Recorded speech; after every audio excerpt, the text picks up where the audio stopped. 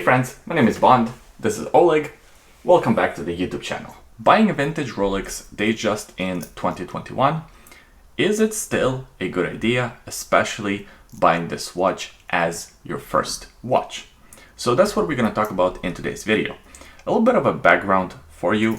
I purchased this watch about 3 years ago. I bought it from a local watch collector and I paid 3,300 Canadian dollars. This was my very first Rolex watch, a vintage 1979 Rolex Datejust reference 16030. Since I'm already talking about this vintage Rolex Datejust, I'm gonna use today's video as an opportunity to kind of give you a 3-year update about my personal ownership of this watch. To give you a quick refresher, this is a 36mm model with 43.5mm lug-to-lug distance, a 20mm lug width, and it's about 12.5mm thick. For a man's watch in 2021, 36mm is not that big, but when this watch was first made, it was the biggest Rolex Datejust you can buy. Of course, now you have a 41mm version. So how does this 36mm version wear on my 7.5 inches wrist? It actually wears really well. It doesn't really wear like a typical 36mm watch, or at least what you would imagine a typical 36mm watch would wear like. It wears a little bit larger. I'd say this one wears closer to about 38mm, and also the style of the watch is more of a dressier timepiece. Yes, it could be used as a sports watch, especially the more modern versions of this watch, but the intent behind this model was always to be a more dressy timepiece. When I was buying this watch, I specifically was looking for a watch with a quick set date. This one is powered by the movement 3035. It is a quick set date movement with 27 joules and it beats at 28,800 vibrations per hour. To this day, it is still a very accurate, very reliable movement, and it's one of the reasons why Rolex watches are so popular. You can wear them 40 years later and they are reliable time tellers. I could wear this watch on a daily basis and it's not like I'm going to be running late to meetings. It is a very reliable, very accurate movement to this day. Since I bought this watch about 3 years ago, my collection has changed quite a bit. I've added some more expensive timepieces to the collection. I've also added 2 other Rolex watches to the collection. And to be fair with you, I don't wear this watch as often as I used to wear it, but I still do wear it on a regular basis. It is still one of my favorite watches to wear because of its classic timeless looks and of course the comfort on the wrist. This watch is super light, super comfortable. Wearing it on the wrist, it's like you have nothing on. I did put it on the aftermarket Jubilee bracelet. The watch did come with original Jubilee bracelet, but in 40 plus years of wearing and enjoying this watch, the bracelet has stretched out quite a bit and I felt like it wasn't safe to wear the watch on the old Jubilee bracelet. Finding an older bracelet that would fit this watch in a good condition is quite expensive, and fixing the stretch on the bracelet is a little bit tricky. I am still planning to do that. I've said it in many videos and in the last 3 years I just haven't gotten around to fixing it, but I will fix the stretch. In the meantime, I'm enjoying it on the aftermarket bracelet. It fits really well and it looks good. So I can wear it with confidence and it kind of fits the aesthetic of the watch, so it doesn't really stand out all that much where you have the brand new style Jubilee bracelet and old school watch. These bracelets were designed to kind of match the look of the watch. I don't think it looks out of place and I'm enjoying it on the Jubilee. I think Datejust is best enjoyed on the Jubilee bracelet. So I guess the question that I'm trying to answer in this video, is this watch still worth it in 2021, especially as your very first Rolex watch? As I mentioned, in 2018, I purchased this watch for about 3,300 Canadian dollars. Now, all the prices that I'm going to mention in this video will be in Canadian dollars. Do your own conversions. It was a little bit too much work trying to figure out what the exchange rate was in 2018 versus what it is now, trying to convert it to US dollars. So I'm just going to talk about Canadian dollars. You can do your own conversions. Basically, I paid $3,300. Fun fact, the seller actually wanted 3,500 Canadian dollars. I talked him down by $200 and got what I think is a steal of a deal for this watch. Even back then, it was still quite a good price. Well, now going on Chrono 24, these watches are going anywhere between $6,400 and $7,000 Canadian. That's not to say that I know the exact price of this exact watch. Unless I try to sell it, I won't know exactly how much I can get for this watch. It does have some damage on the dial, but that's besides the point. My point is that the watch pretty much doubled in price ever since I bought it.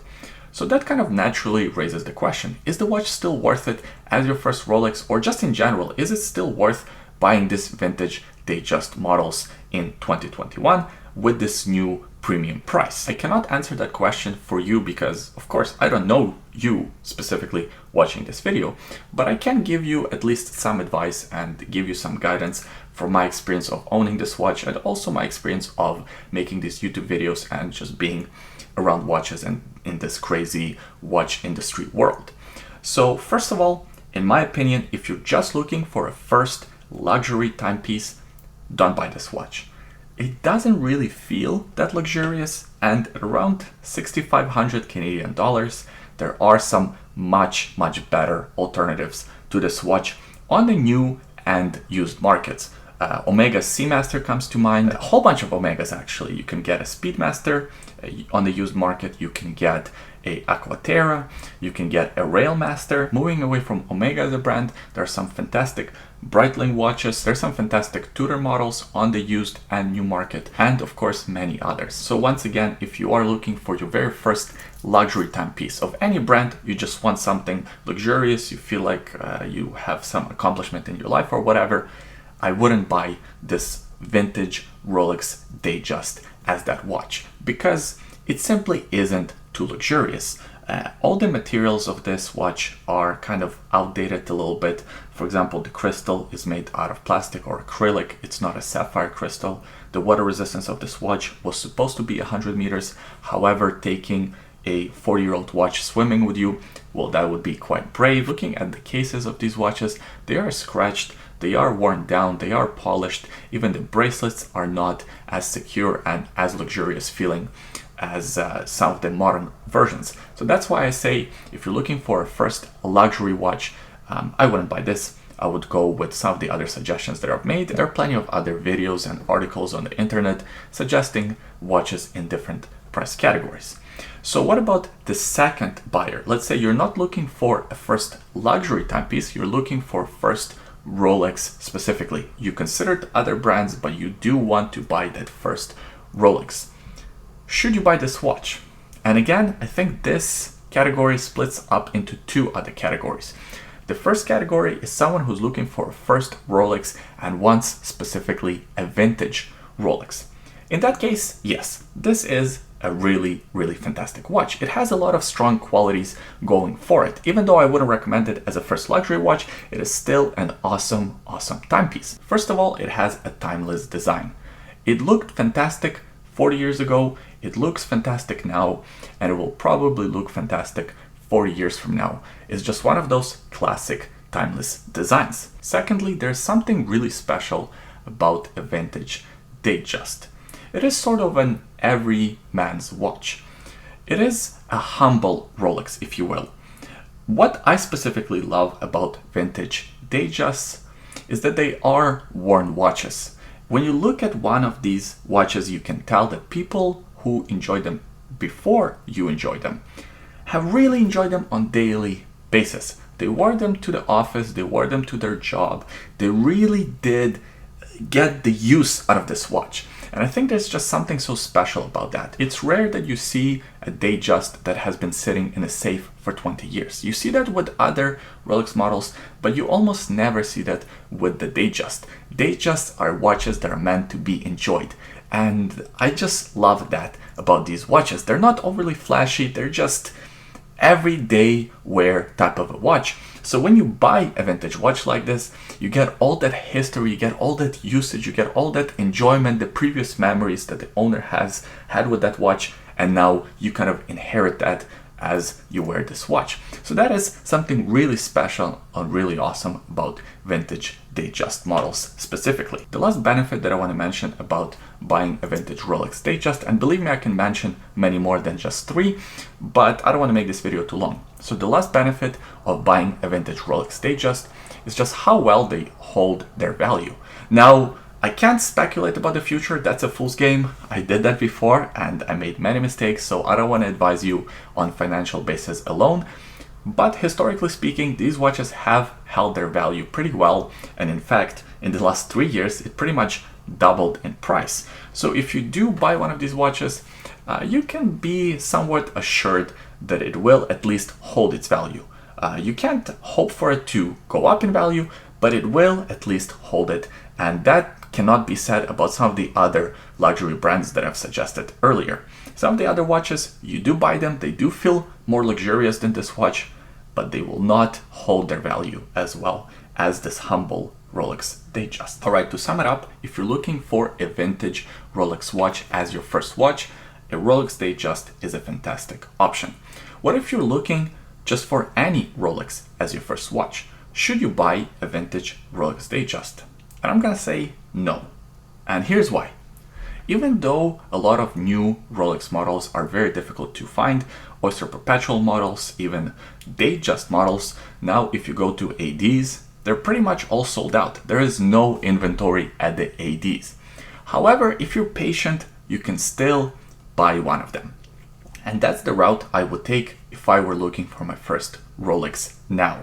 I wouldn't necessarily spend 7 grand on a vintage Rolex Datejust. Unless I really wanted a vintage Rolex Datejust, I would go a new Rolex route. And I know what you're gonna say, yeah, good luck with your waiting list. But hear me out. It is not that difficult to find an Oyster Perpetual at the AD. It is not that difficult to buy a Datejust. Yes, you will have to wait for a few months, but you will get one if you're nice to your AD, if you make a little bit of a personal connection, not necessarily buy other watches from them, but just talk to them, be nice, follow up every once in a while.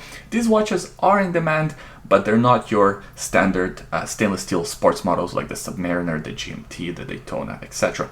These watches are easier to find, easier to buy, especially if you're looking for a 36mm Rolex Datejust. Sometimes you get lucky, you can just walk into the AD and just buy one. And I think buying a new one as your first Rolex watch just makes a lot of sense. It will have that water resistance, it will be tougher, you will get the AD experience.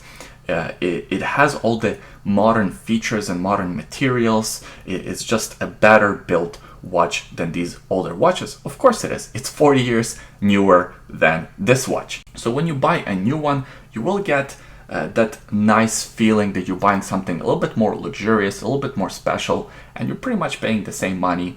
You will have to wait a little bit longer to get one. There is another advantage of waiting a little bit longer and buying one from the AD, buying new. And that's building relationship with the AD. Let's say in a few years you're ready to buy another Rolex watch and you want one of their more rare models. If you go back to the same AD whom you already have relationship with, they will be hopefully more likely to sell you one of the more rare models. That's pretty much how the system works. So to sum all of this up, if you're looking for your first luxury watch, I wouldn't recommend a vintage Rolex Datejust. If you're looking for your very first Rolex, you don't care what type of Rolex it is, I would wait for one of the new models from the AD, go on their waiting list, talk to them, try to get one of the new Rolex models as opposed to paying $7,000 for a used one or a vintage one. But if you are looking for a vintage Rolex, especially a vintage Rolex Datejust, then of course go for a vintage Rolex Datejust. These watches are awesome. I really love mine. It's crazy how much it's grown in price. So I felt like it was a good idea to do a follow-up video, an update video, and tell you how I feel about this watch. I still love it. I still wear it all the time, but the price is just crazy now. I hope you found this video useful. I hope you enjoyed it. If you did, give it a thumbs up, subscribe to the YouTube channel. We release new videos every week, and leave a comment in the comment section below. Let me know what was your first luxury watch or what first luxury watch you're planning to buy. I always enjoy reading your comments. By the way, today on my wrist, I'm wearing my Omega Speedmaster Professional, of course, the Moon watch. I got this watch about a month ago. It doesn't leave my wrist. I love it so much. There is a video all about it on the channel. I will leave it linked in the description below. Also, you can find it on the channel. In the description below, you will find 2 other links. There's a secret link and there's a link to bondnativestraps.com. Take a look if you're curious. Thanks for watching this video. I hope you enjoyed it. I hope you had fun, and I'll see you guys next time. Bye. Good boy. All right, let's start recording.